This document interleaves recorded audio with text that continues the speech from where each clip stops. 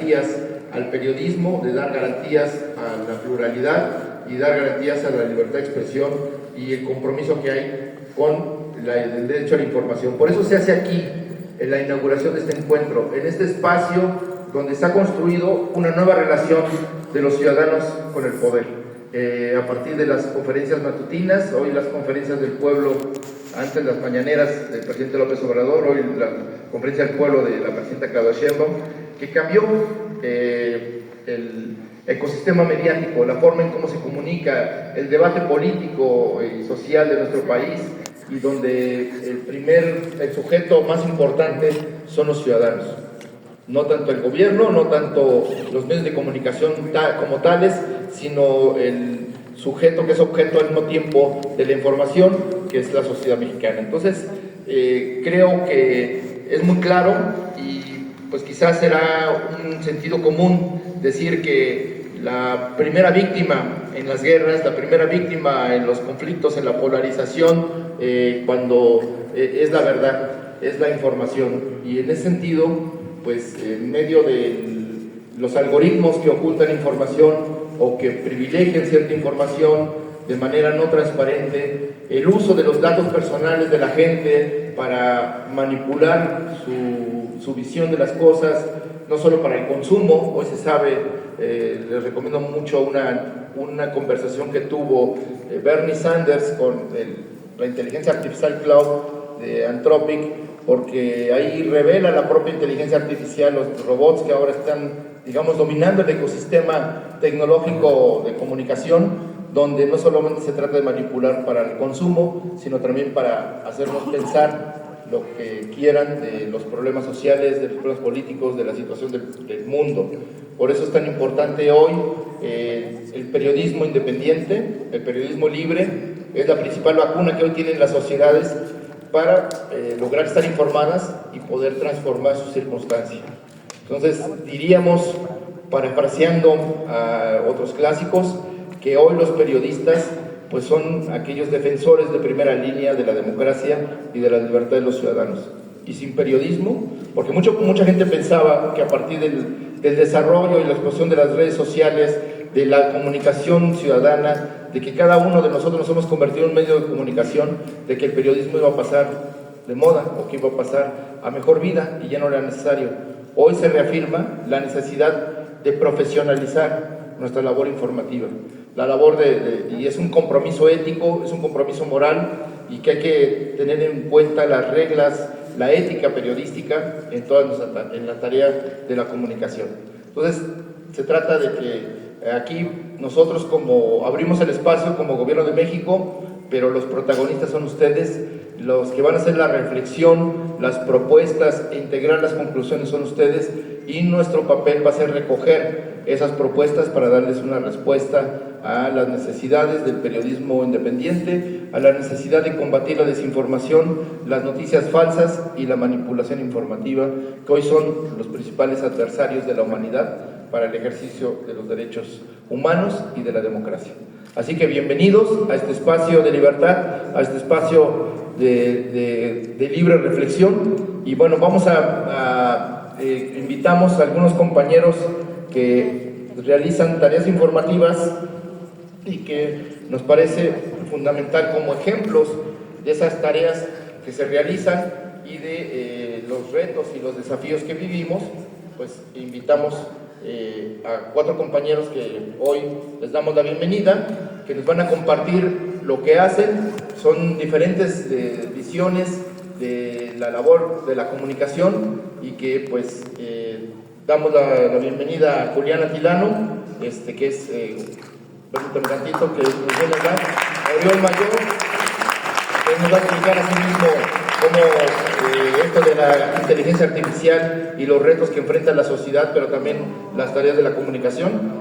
Ana Lluvia García, que viene a contarnos el periodismo comunitario a ras de tierra, y de cómo la labor de la comunicación no se agota en las redes, no se agota en las publicaciones, sino también en los eventos culturales, las manifestaciones sociales, el espacio público, son lugares donde la comunicación y la información también debe fluir. Y por supuesto, bienvenido a Pedro Jorge Velázquez, de Cuba, que nos iba a hablar del periodismo, del asedio y de las dificultades propias de un país que recibe y que de manera injusta tiene un bloqueo que le impide su libre desarrollo. Les comparto el trabajo comunicacional que hacemos desde la calle y el territorio como una apropiación también. Nos volvemos carteles ambulantes, es muy importante de mencionarlo. Bueno, compañeras y compañeros, estamos viviendo una época en la que la violencia ya no necesita esconderse, pero sí necesita justificarse. Y para justificarla existe una maquinaria gigantesca que no dispara balas, sino relatos. Hoy la guerra empieza en los titulares, empieza en los algoritmos, empieza en las imágenes que se repiten todos los días hasta que la mentira se vuelve costumbre. Lo que estamos enfrentando no es una crisis del periodismo, es una estrategia global de dominación. No se trata de errores, se trata de opiniones distintas, no se trata de pluralidad informativa, se trata de una estructura diseñada para que los pueblos del mundo acepten la injusticia como si fuera algo natural. Se trata de una maquinaria que fabrica miedo, odio y resignación para que la violencia real pueda avanzar sin resistencia. El filósofo mexicano Fernando Buenavert lo dijo con claridad. Hoy la guerra más peligrosa no se libra solamente en los territorios, se libra en la conciencia. Y cuando una sociedad pierde la capacidad de pensar por sí misma, el poder ya no necesita convencerla, le basta con manipularla. Por eso, vemos cómo se repite el mismo guión una y otra vez. Primero, se demoniza a un país, se le presenta como una amenaza, como un fracaso, como un enemigo de la libertad. Después, se le aísla, se le bloquea, se le castiga y finalmente se justifica la agresión. Así ocurre con Venezuela, así ocurre con Cuba, así ocurre con Irán, así ocurre con Palestina. No es casualidad, es un modelo de dominación que necesita destruir la dignidad de los pueblos para poder dominarla sin resistencia. Y en este contexto, la comunicación se ha convertido en un campo de batalla. La disputa ocurre en las calles, ocurre en las redes, ocurre en los medios y ocurre también en las paredes, porque quienes controlan el relato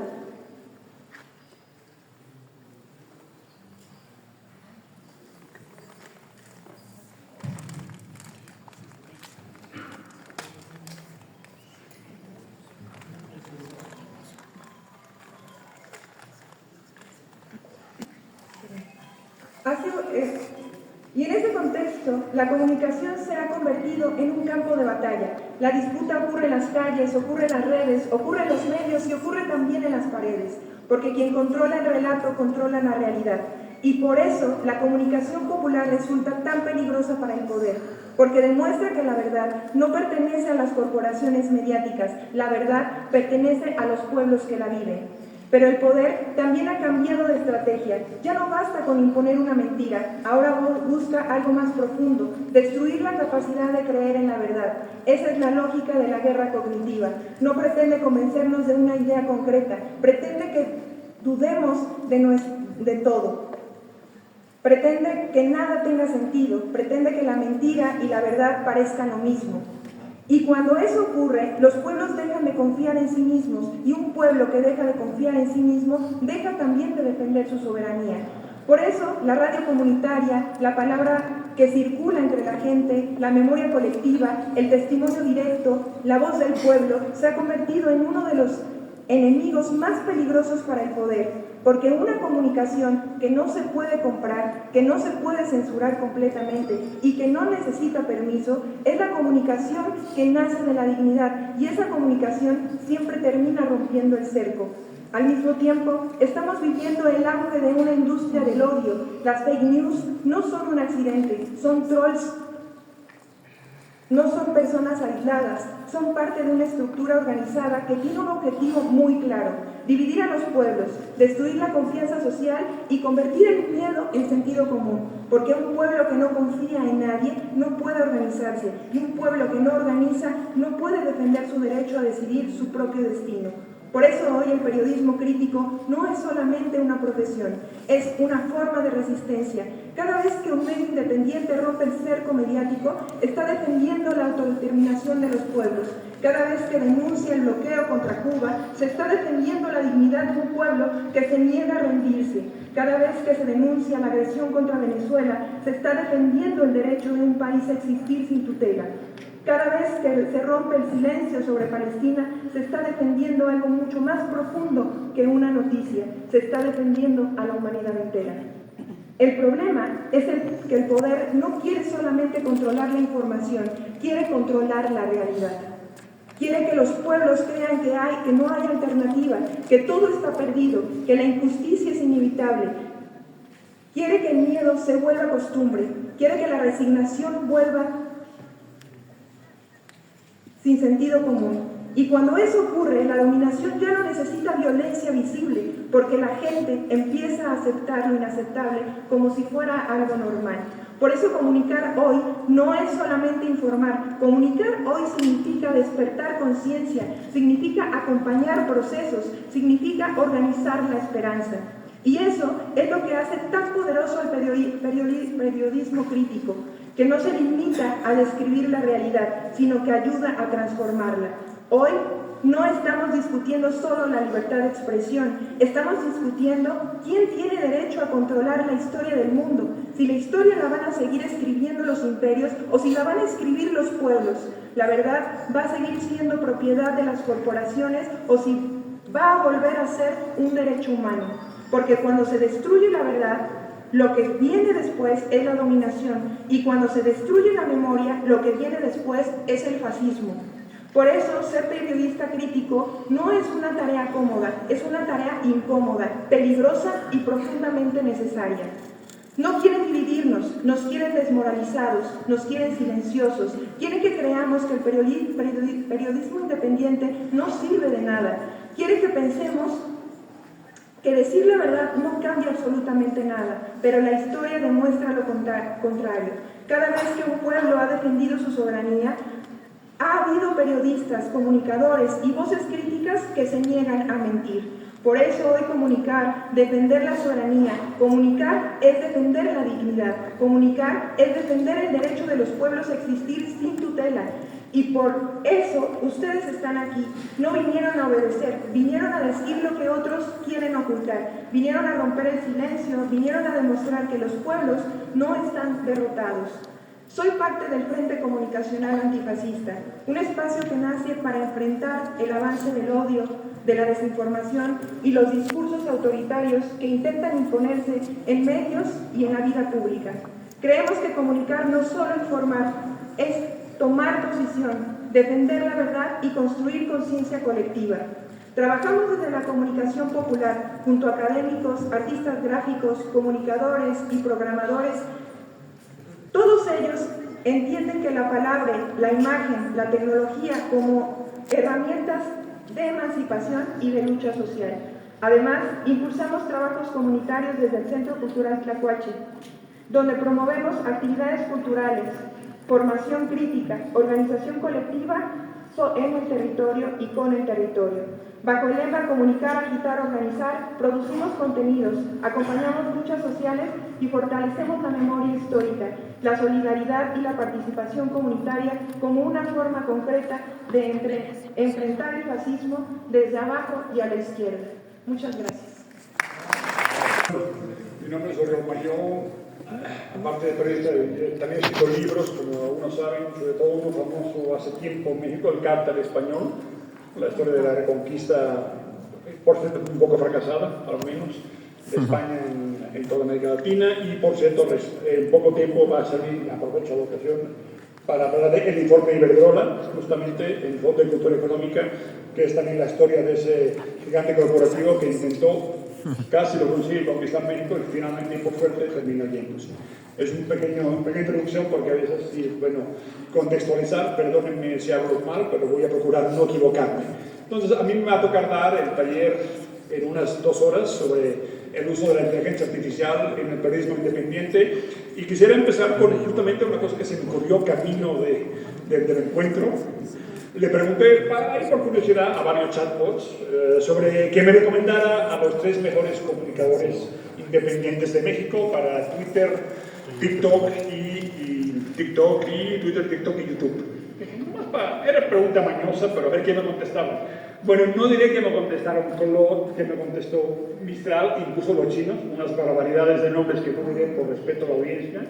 Gente famosa en 2012, que no debería estar en ninguna parte, y de golpe, eso sí, hasta me salió un payaso tenebroso, que no diré nombres, pero luego me dijo una tríada ChatGPT, por cierto, me sorprendió bastante, dijo, bueno, me dijo 3 nombres que le parecían como, dijo, diré nombres, no se me enojan el resto, fue una especie de selección rápida, Álvaro Delgado, Mime Yamel y Vicente Serrano, me dijo, así como, bueno, una especie.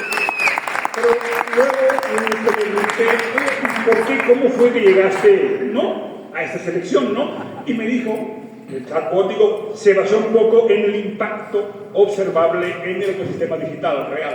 Digo, bueno, como mínimo está balanceando y diciendo lo que entiende. Y segundo, y más importante, dijo algo. Y también valoro esto porque dice, textual, ChatGPT, el propio gobierno impulsó encuentros con cientos de comunicadores independientes digitales y eso aceleró el crecimiento de ese ecosistema.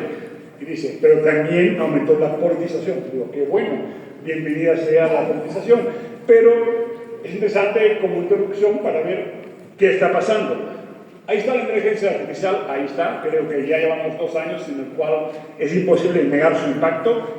Es una revolución, o una disrupción, mejor, porque tanta revolución ya es un término un poco devaluado, pero obviamente es también algo que, como siempre, cuando hacemos Internet, está controlado por 5 grandes corporaciones del norte global, también están las chinas, pero México tiene muy poca importancia, y por tanto no es una tecnología, ninguna tecnología es neutral, los modelos se entrenan con un sesgo, y por tanto realmente estamos, como siempre, ante la posibilidad que una herramienta que está basando en un colosal acervo informativo, pues puede ser usada para propagar desde algunas verdades interesantes o guerra y destrucción, como estamos viendo ahora mismo en todo el mundo, Entonces, teníamos hace 2 años los chatbots, que ahí están, y ahora tenemos la siguiente parte de lo que viene, que son, digamos, los agentes.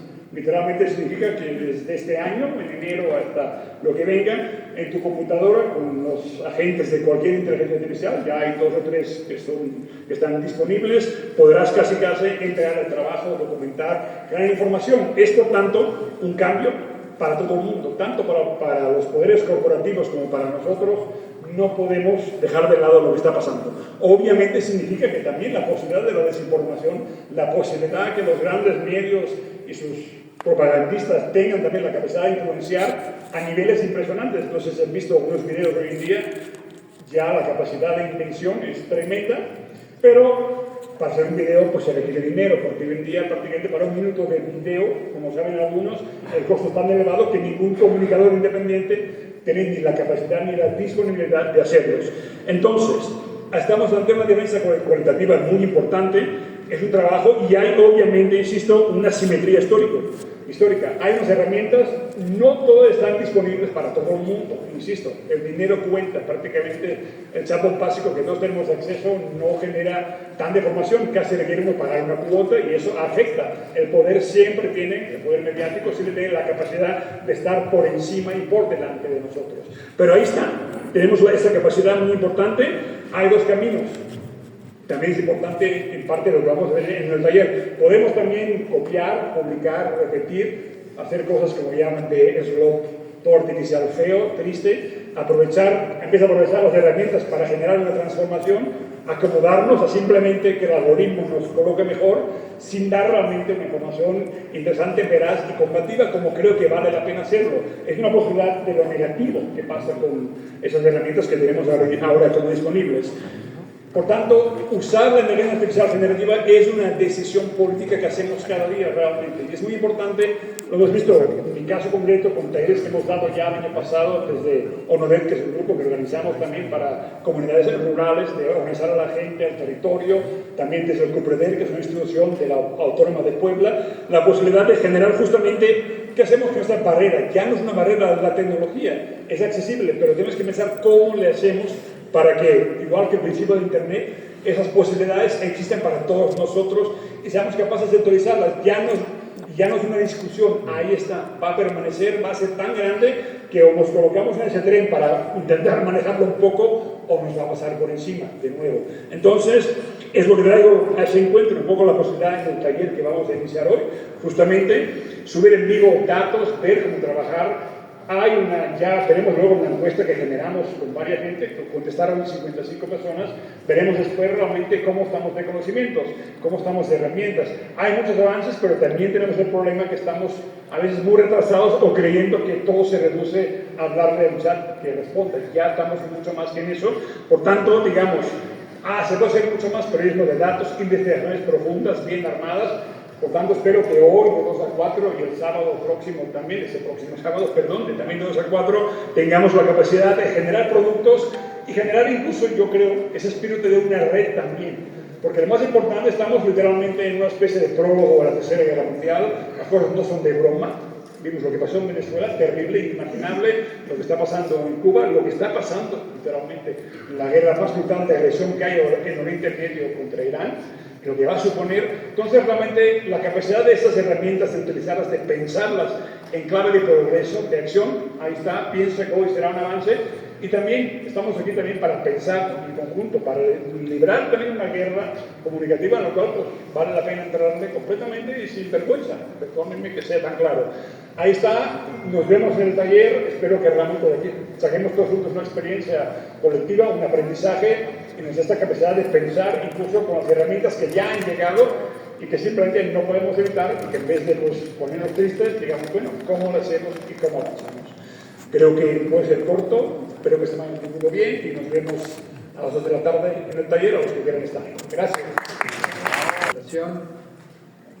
Por organizar, por convocar, por hacer posible este segundo encuentro. Hace 2 años estuvimos también aquí, hay muchas caras conocidas, muchas caras que respeto mucho, que admiro, profesionales, mujeres y hombres de la comunicación. Yo me llamo Julián Atilano, soy sociólogo, analizo el fenómeno digital desde hace ya más de una década, desde la academia y desde espacios públicos, siempre desde espacios públicos. Voy a ser breve con esto que les quiero decir. Hay una disputa en torno a la producción de la realidad, en torno a lo que sucede día a día. El comunicador, en términos llanos, es un traductor de la política. Pensemos que está el universo de la política, está la gente, está la sociedad, y los comunicadores, ustedes, nosotros, todas y todos, somos esa especie de personaje que en la sociedad aporta la traducción de la política. Entonces estamos en un momento en donde se está disputando la construcción del sentido común, lo que entendemos frente a la ala conservadora de derecha, que al mismo tiempo están tratando de construir un sentido común. Pero esto no es solo del fenómeno digital, esto no es gracias únicamente a Internet. Siempre pienso en los liberales del 19, personas que pasaron por aquí, Ignacio Manuel Altamirano, Ignacio Ramírez, Choro Campo, muchos hombres y mujeres que participaron y hacían lo mismo que ustedes, pero con sus propios recursos. Tenían la posibilidad de la imprenta, escribían. Había en ese momento mucho analfabetismo, no era el digital, era el verdadero, era aquel en el que las mujeres y hombres no sabían leer, entonces había que salir a las calles y leer los documentos que se escribían. Había una pedagogía y desde ese momento se estaba disputando el sentido común. Posteriormente, ya haciendo un salto más amplio de varias décadas, llegaron las radios comunitarias, llegó la radio, llegó la televisión. Más cerca a estos años, pensemos lo que sucedió en la APO. Hay un documental muy bueno que recomiendo respecto al cerco informativo que sucedió en la APO. Años atrás, en 1994, también la posibilidad que dio Internet para que en ese momento el EZLN pudiera romper el cerco que estaba viviendo frente al régimen autoritario, y tuvieron que salir gracias a Internet, la página ezln.org. Yo recuerdo de niño, me encantaba visitar esa página y muchas personas que están aquí participaron en ese momento impulsando desde las radios comunitarias, escribiendo, participando políticamente, nuevamente la disputa del sentido común, tratando de romper ese cerco informativo. Llega 2018 y llegan las benditas redes sociales. A veces se critica mucho y con justa razón. ¿Cómo es posible que se hablaba de las benditas redes sociales y ahora estamos ante una batalla frontal en donde estas redes se han convertido en un ente que controla el espacio público, que controla los algoritmos, que no son transparentes, que han creado un sistema de negocios, un esquema de negocios en donde lo que priva es totalmente el algoritmo? Pues lo que sucedió es que a principios de los 90 y del 2000, Internet era la utopía. Internet verdaderamente era un espacio en donde se podía construir de una forma libertaria, en el buen sentido de la palabra, en el sentido positivo de la libertad, de la construcción de hegemonía como sucedía antes. ¿Y qué pasó? Empiezan a surgir estas grandes plataformas a partir de 2005, 2006, cuando empiezan a llegar fuerte a México, y entonces empiezan a construir un monopolio de la comunicación, un nuevo cerco informativo digital, ya no el de las televisoras, ahora el de Internet. De tal forma que la comunicación en el día a día no se puede construir sin las 5 o 6 grandes plataformas. Y peor aún, cuando se han convertido en los garantes de la libertad de expresión, cuando no se permite que haya una regulación, porque si empiezas a hablar de regulación, empiezan a decir te está censurando, cuando esa no es la verdad. Lo que se busca es que haya libertad de expresión, que haya posibilidad de comunicar. El neoliberalismo se metió totalmente en la construcción del sentido común y de Internet. Han hecho entonces que solamente algunas personas se escuchen. Ya no se puede escuchar a cualquier persona. A las que el algoritmo impulsa, esas son las personas que se tratan de impulsar. Hace rato platiqué con Vicente Serrano en la fila y le dije, ya te vi chambeando desde la mañanita grabando, y me dijo, sí, lo que pasa es que si no me tumba el algoritmo. Eso no puede suceder. No puede suceder que nosotras y nosotros queramos expresar algo, estemos sujetos a las lógicas del mercado del algoritmo. Tenemos que tener una visión positiva. Es una visión que se le llama en la literatura tecnooptimista, en donde ustedes, nosotros podamos convertirnos en los garantes, que haya una soberanía digital, que demos la batalla discursiva, la disputa por el sentido común, por la construcción de la realidad día a día, pero con la posibilidad de que el algoritmo no nos va a tumbar. A mí siempre me ha llamado la atención cuando hablamos del algoritmo porque es algo muy abstracto. Yo creo que si ahorita pregunto qué es el algoritmo, nadie sabría decir a ciencia cierta qué significa. Lo que sí sabemos es que es la posibilidad de las propias plataformas para convertirse en los porteros de la libertad de expresión. ¿Quién sí puede hablar y quién no puede hablar?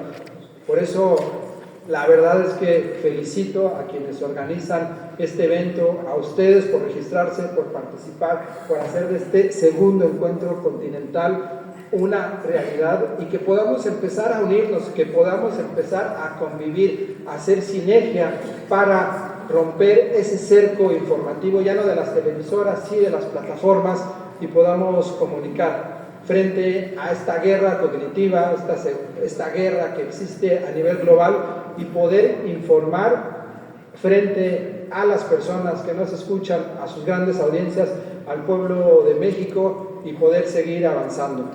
El día de mañana yo voy a estar en una de las mesas, va a ser desinformación y redes sociales, y desde ahí vamos a hablar un poquito sobre las estrategias que hay de desinformación y sobre todo sobre las estrategias que tenemos para poder combatir la desinformación. Este es un espacio extraordinario que organiza el Gobierno de México, que es plural, que es abierto y que nos permite nuevamente encontrarnos. Si la comunicación invita y convoca a profesionales como son ustedes, no todo está perdido, como decía en su momento Carlos Monsiváis. Muchas gracias. Buenas tardes ya, ¿no? Acá todavía no ha cambiado la hora del reloj, tengo la hora de La Habana.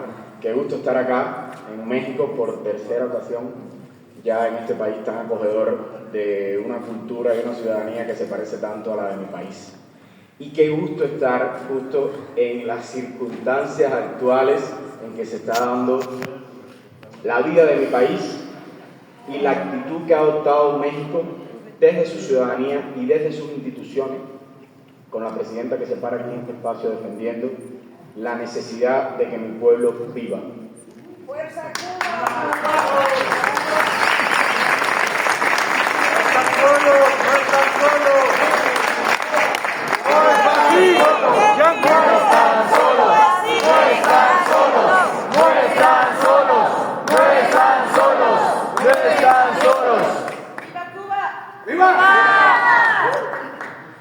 Me piden acá que pueda hablar un poco de comunicación política, de cómo se hace periodismo en Cuba, de cómo se hace periodismo independiente, que es lo que hago yo desde hace unos 5 años en las condiciones actuales de Cuba. Y bueno, todo está enrolado también dentro de esa gran crisis y esa gran asfixia colectiva que le están haciendo al pueblo cubano desde el primer periodo de Trump, después continuado con la presidencia de Biden, donde no se quitó ninguna de las estatus políticos en que estaba Cuba, incluso se mantuvo Cuba en la injusta lista de países patrocinadores del terrorismo. Y ahora con esta nueva embestida que es algo caótico. En ese mismo escenario donde se mueve la ciudadanía cubana, donde se mueven los estudiantes, donde se mueve la salud, donde se mueven los agricultores sin combustible, donde se está moviendo todo, también en ese escenario nos movemos los periodistas cubanos. Los periodistas cubanos que hacemos comunicación política y periodismo en función de la justicia social, o como lo quieran entender. Yo me entiendo, eso yo sé que es algo en discusión todavía en el campo académico y en el campo profesional, pero yo entiendo también el periodismo y lo defiendo también en este estrado como una función de militancia, y en este momento mucho más de militancia ante la vida. Yo creo que estamos en un modelo de desarrollo donde no nos queda otra que defender el modelo de la vida frente al modelo de la muerte, frente al modelo de la necropolítica. En ese sentido, los periodistas cubanos estamos tratando, y los periodistas extranjeros, porque esto es algo que se conoce poco, aquí compartiendo con jóvenes en el INJUVE, ayer en una universidad que pudimos compartir, me preguntaban, ¿no?, sobre la libertad de prensa en Cuba, qué ocurre, cuál es el escenario, en qué marco democrático se mueve Cuba, y yo les explicaba, ¿no?, y también les hacía reflexionar cuáles son las condiciones para que haya una normalidad democrática en Cuba, cuáles son las condiciones para que se desarrolle este periodismo de manera más abierta, como quisiéramos, que no es un reto solo de Cuba, es un reto yo creo que de todos los países del mundo, ¿no? Lograr que nuestra prensa pueda ser mucho más abierta y que pueda tener menos espacios de censura. Eso es algo que pedimos también los periodistas cubanos y que pedimos también los periodistas militantes. Y entonces, en ese escenario, es bueno decir que en Cuba hay prensa extranjera acreditada, que está en la calle haciendo sus enfoques y haciendo su periodismo. Y en Cuba, hace varios años, hay prensa privada también que tiene sus corresponsales en Cuba, hay prensa de cubanos emigrados que, bueno, han fundado medios en Miami o en otros lugares y tienen sus corresponsales en Cuba haciendo periodismo. Y en Cuba incluso hay periodistas que son públicamente, no es algo de una paranoia mía, pagados por el gobierno de los Estados Unidos justamente para golpear el orden democrático en Cuba, para golpear los mecanismos de orden democrático que sí son soberanos de la nación cubana. Y esos están allí también. Tienen choques con las autoridades, sí los tienen, y yo no voy a estar aquí para negarlos. Ocurren choques, a veces ocurren entrevistas, a veces ocurren diferentes tipos de coacción a lo que hacen, pero no los encarcelan, no mueren. El último periodista asesinado en Cuba se llama Carlos Bastida, en 1958. Desde que triunfó la Revolución Cubana no hay un periodista asesinado en Cuba. Y es bueno que hablemos de estos datos también en ese sentido, yo sé que aquí hay una diversidad de pensamiento, también una diversidad de prensa, por eso también apuesto en mi país. Y quisiera hablar de las circunstancias actuales en las que estamos haciendo prensa. Imagínense que editamos un video y para publicarlo tenemos a veces que caminar 3 kilómetros para poder publicarlo en una red social. Esa es mi realidad, porque hay un corte de luz generado por muchas variables. La más palpable para ustedes es este corte de combustible tan extremo que le están planteando Cuba. Otras cosas pueden ser errores típicos del gobierno administrativo de los últimos años. Siempre hablo de que hay una Cuba más objetiva que mostrar. Por supuesto que hay errores que ha cometido el gobierno. Por supuesto que incluso en esa estrategia energética ha habido errores, pero no nos engañemos creyendo que es un equilibrio de 50-50. Es un 95-5, un 90-10, porque hasta la capacidad administrativa del gobierno para responder está muy limitada por esos métodos de asfixia que le hacen para poder responder ante el pueblo que tienen delante. Entonces, en ese escenario hay todavía periodistas que no se conocen en el mundo, que hacen periodismo crítico, que hablan con nombre y apellido, que el año pasado en 24 horas sacaron una ministra del poder porque dijo que en La Habana no habían convalecientes, no habían personas buscando en la basura, no habían personas en situación de calle, que los que buscaban en la basura estaban disfrazados de mendigos. Eso se dijo en la Asamblea Nacional. Y el pueblo y la representación de la prensa acá en Cuba, de todo este escenario de prensa, exigió su renuncia y en 24 horas estaba dimitiendo porque se había confundido. Y en Cuba hay ciertos mecanismos que existen justamente para que haya esas garantías que tanto se ponen en duda. Entonces, en ese escenario estamos tratando, en la medida de lo posible, frente a un cerco que ya no es solo económico, sino que es también mediático, de contar una Cuba más objetiva. Yo le digo a la gente cuando hablo de esto, yo no vengo a dogmatizarte del modelo cubano. O sea, el modelo cubano, a lo largo, desde el triunfo de la revolución, tiene errores. Vamos a hablar de esos errores y vamos a ponernos en contexto. Yo vengo a sembrarte dudas sobre lo que te están diciendo constantemente que está pasando en Cuba. Sobre las mentiras más pequeñas que puede decir un influencer en su perfil de Internet, o las manipulaciones como que en Cuba dan un pan. Nos dan un pan diario. Es lo único que nos da el gobierno. Entonces la gente cuando ve eso cree que en Cuba le dan un pan a los cubanos. Y no es así, es un pan que dan por la libreta de racionamiento que cuesta $1 cubano. En Cuba el dólar y el peso ahora está a razón de 500 pesos por $1 y el pan cuesta $1. No sé cuánto, 0,00. Y es algo simbólico para garantía alimentaria. Pero en la esquina de tu casa hay una panadería privada, para colmo, porque el sector privado en Cuba se ha desarrollado en los últimos 8 años de manera significativa, y quien ha ido a Cuba en los últimos años lo sabe, donde puedes comprar ahí pan todo lo que quieras a precio de mercado. Incluso en la actual situación, donde también el sector privado y empresarial está tratando de subsistir en este escenario. Entonces, para todo eso nos cuesta mucho poner la verdad. Y por eso necesitamos también de la alianza de medios, de periodistas que estén interesados en hablar con los cubanos que están allí, en hacer como hacemos nosotros, ¿no? Darle voz, mostrar otras maneras de soñar, porque el joven cubano no solo es el que quiere emigrar. Ha habido una crisis multidimensional en los últimos 5 años y nos han emigrado muchas personas. Pero hay jóvenes cubanos como yo que quieren echar raíces y quieren echar sus proyectos en Cuba. Entonces, dentro de ese escenario tan crítico, donde incluso hacer un reportaje como el que acabo de hacer, donde demostré con pruebas, con fotos, con fuentes, que la Embajada de los Estados Unidos, en pleno bloqueo como el que le están haciendo de combustible, llenaba sus tanques de gasolina de sus trocas, así se dice acá en México, llenaba sus trocas primero que el personal diplomático, que las demás embajadas, y ese combustible que estaba regulado a 20 litros, ellos no, ellos llenaban 80, 60, lo que tuvieran. Eso hubo que denunciarlo porque demostraba la falta de ética que tenían en un momento donde le bloquean el combustible al pueblo cubano. Sin embargo, ellos llenan sus tanques de gasolina de las reservas que tiene el Estado. Entonces, eso que me costó, bueno, un pronunciamiento público, acoso como el que siempre vivimos los periodistas cubanos, que de alguna forma defendemos un proyecto de justicia social, con crítica, pero un proyecto de justicia social. Entonces, ¿qué nos cuesta? Amenazas a la familia, llamadas telefónicas constantes, peligros también de cierto tipo en la calle. Puede que hay acosos, a mí no me ha pasado, pero hay acosos a periodistas cubanos en la última época, amenazas de muerte, fotos a tu familiar que dicen, mira, este familiar tuyo ya lo tenemos vigilado. Eso es una realidad que estamos viviendo. Y bueno, en mi caso, según dicen, no lo tengo muy corroborado, pero según dicen, me quitaron el derecho de entrar a los Estados Unidos por ese reportaje, como si eso me causara algo, ¿no? Como si yo tuviera eso en alguna perspectiva de mi vida, pero es algo también de cómo ni un mínimo de crítica, ni un mínimo de verdad están dispuestos a aceptar. De hecho, acaban de decir el convoy ese que Nuestra América, que ustedes saben que está llegando a La Habana y a otras zonas del país, acaban de decir la Embajada de los Estados Unidos que se están preparando manifestaciones contra la política de Estados Unidos. No, o sea, esa gente están llevando ayuda humanitaria, porque quien está recibiendo el peso de lo que está pasando es la gente. Señores, o sea, no relativicemos más el asunto que está viviendo Cuba con la discusión hacia la que los medios quieren llevar este momento el tema de Cuba, de si dictadura o democracia.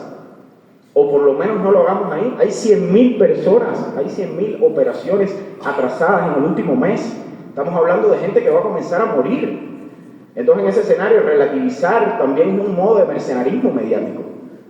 No sé, yo, repito, vengo a decir algunas de mis ideas y sembrar dudas en este público tan estimado que está aquí, y también estoy dispuesto a las preguntas que quieran después sobre el tema Cuba, pero en ese escenario he tratado, al final he terminado hablando más de lo que debería, pero en ese escenario he tratado de fomentar un proyecto de comunicación política, se llama El Necio, en las redes sociales, donde he tenido apoyos, amistades, momentos, hoy estoy muy solo en ese proyecto, pero a veces hemos tenido correlación también para poder hacer un tipo diferente de comunicación política, más rápida a veces que la que le cuesta hacer a los medios estatales, y es una de las cosas que criticamos, buscando fuentes con rapidez, logrando que esa verdad sea triangulada como enseña los cánones del periodismo, buscando también tener fuentes de rigor, los datos, todo eso que nos enseñan en la academia, que a veces se practica poco o se practica mal, pero también tendiendo una óptica del periodismo, tiene que tener ese equilibrio necesario entre la ética y la estética. La ética visto también como la posibilidad de entablar los fundamentos éticos de la profesión,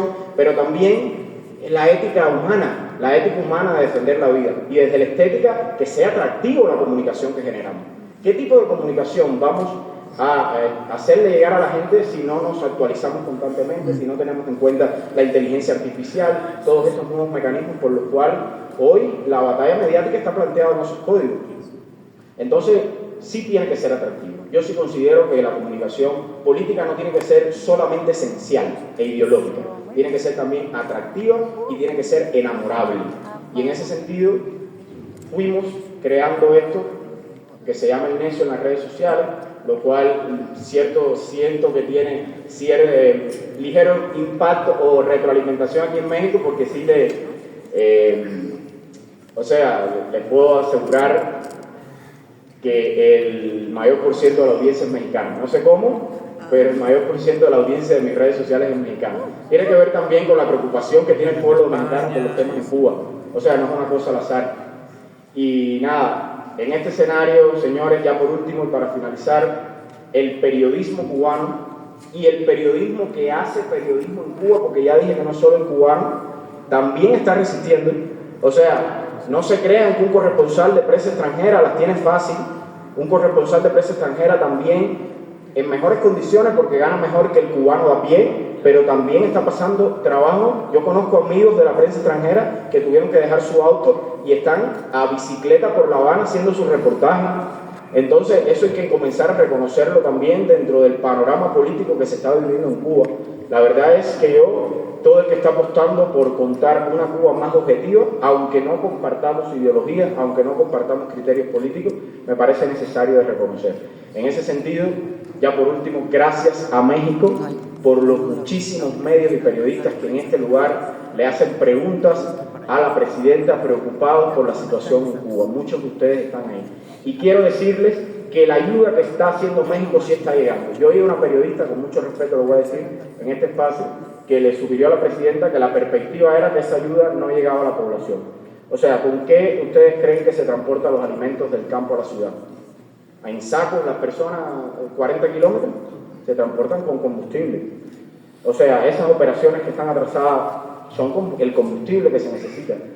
Y hay pruebas de que esa ayuda está llegando. Y esta campaña de que la ayuda no está llegando es una campaña viejísima que data desde los 90 y que la repiten y la repiten. Entonces tengan conciencia que la ayuda está llegando y gracias de verdad al apoyo que están dando a la población. Sientan de verdad que cuando defienden esa Cuba más objetiva, defienden el derecho de la ciudadanía a vivir y a vivir con normalidad, cosa que nos han impedido en los últimos 67 años de proceso, pero mucho más en estos últimos 5. Así que gracias México, gracias al periodismo mexicano.